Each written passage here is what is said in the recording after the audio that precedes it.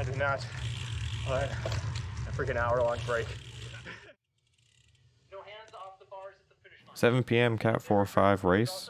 My team, the Gene Johnson cycling team, has 10 people in it tonight. The next biggest team is Audi with 8. And this is my first race here without a field limit, and tonight we have a total of 39 riders. After a few weeks of trying to be a sprinter here, I have given up on that tactic and decided to attempt to go long tonight. I told the team that I would go for a solo break 2 laps to go. If I got caught, I would drift back to the pack and help organize the lead out for those who can actually sprint.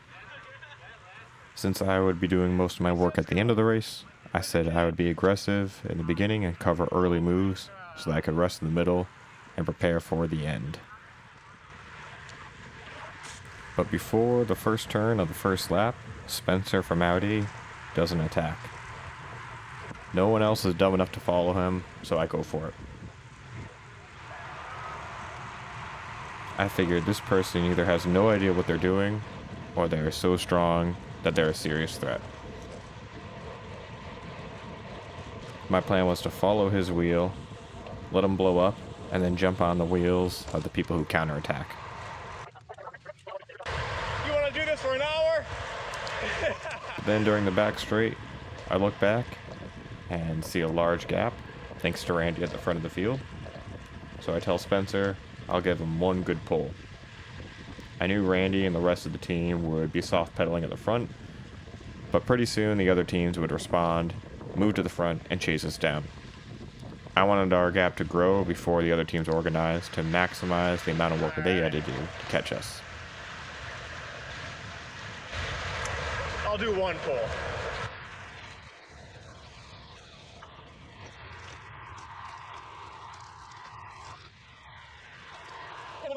And here I told Spencer that if we had one more person, this break would work. But the only thing we're doing now is wearing the other teams down as they chase us. In reality, the other riders were letting us dangle off the front, thinking we would blow up after a few laps.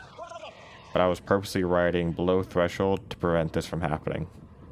I was also trying to keep Spencer from going too hard. Not only was I concerned about him popping, but I didn't want our gap to get so big that nobody would attempt to bridge. Ideally, I wanted 1 or 2 people to bridge and help us. I forgot, we're like the biggest teams. Yeah. I'll help you there. But now we have about a 30-second gap, and I realized that not only is my team not chasing, but neither is Audi. That's 17 out of 39 riders not trying to chase us. Preem lap. I tell Spencer to take the preem. You can take the first preem if you want. Not only did he initiate this move, but he did most of the work during the first lap. So I figured he might as well get the first preem since there's a good chance we're going to get caught before the second preem. This also prevents him from sprinting at the end of the lap, causing our break to fall apart. During this part of the lap on the back straight, I'm able to get a look at the rest of the field going the other way and see what's going on. Randy's at the front and they're all together, so that tells me my team's controlling the pace and no one is chasing us. I gave Randy the thumbs up to let him know I'm feeling good. We have a 30-second lead, and with my team at the front of the field, that tells me we don't have to worry about being chased yet.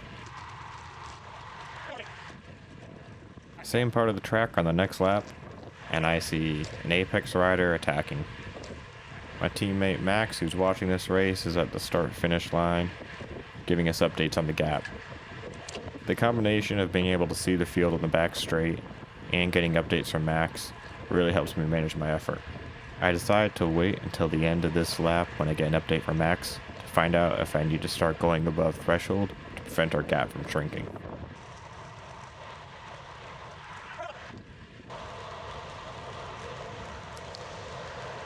Max lets me know the gap hasn't changed even after the move from Apex, so that means I can do another lap just below threshold. A 2-person break can't afford to lose anyone, and we have to hold the field off for another 30 minutes, so I tell Spencer to do 30-second pulls to keep our speed up and prevent ourselves from burning out.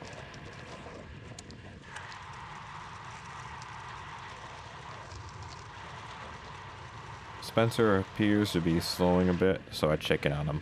How you feeling? Alright.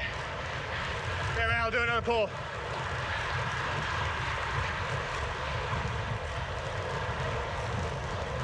We can ease it off a bit. We still got a big gap. I've been pacing myself really well, so I can afford to do longer pulls. Usually the field starts to organize and chase in the last third of the race, so I need Spencer to make it to that point. I would rather have him recover now so that he can help me 10 minutes from now.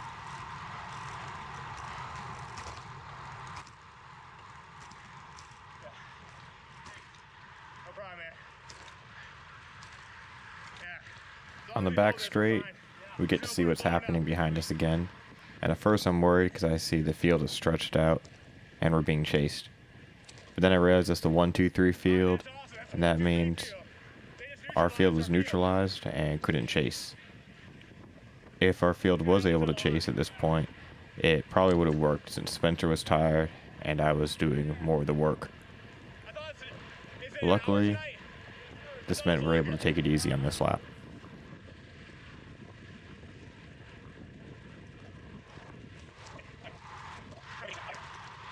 The 1-2-3 field catches us, and we have to slow to let him pass. Watch out, neutral, on your right. Go Ray. That's Ray in his own brake, but his brake ends up getting caught. Getting a little gap.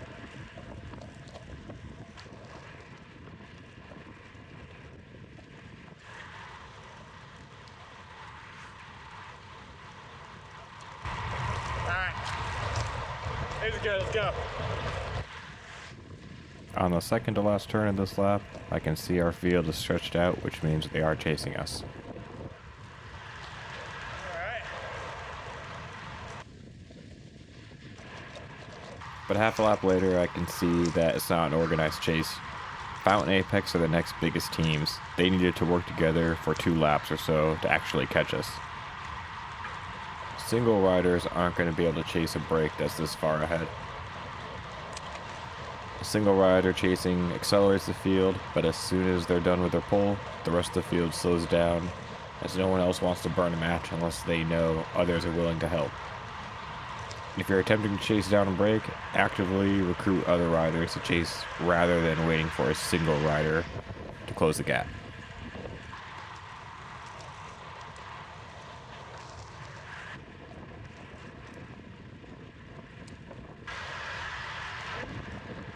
Two laps to go.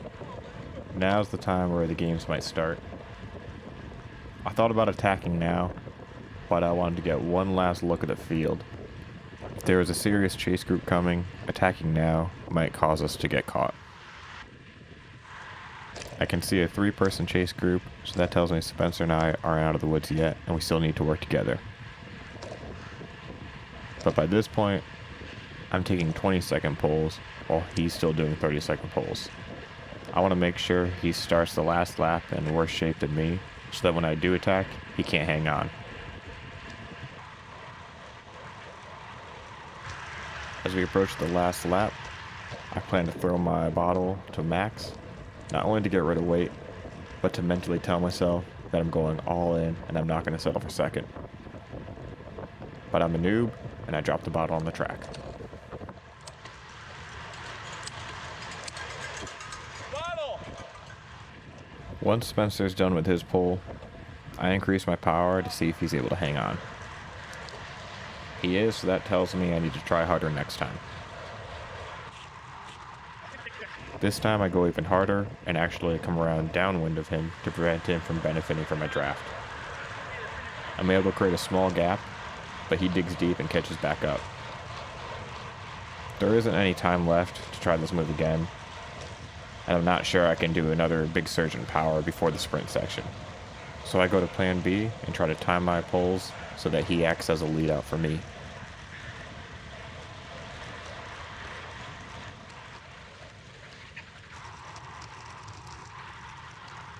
Luckily, Spencer takes the bait and gets in front of me on the second last turn.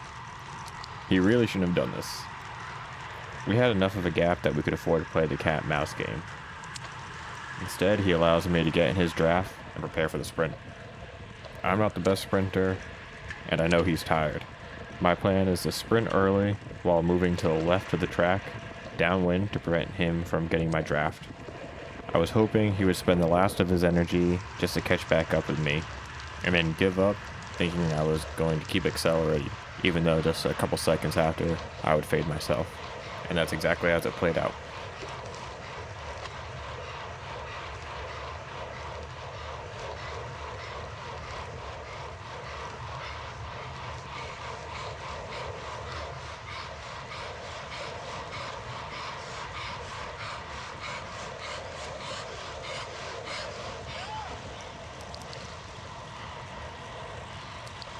My wife and dad came to watch the race tonight, and they were able to capture the finish. Come on, Jake!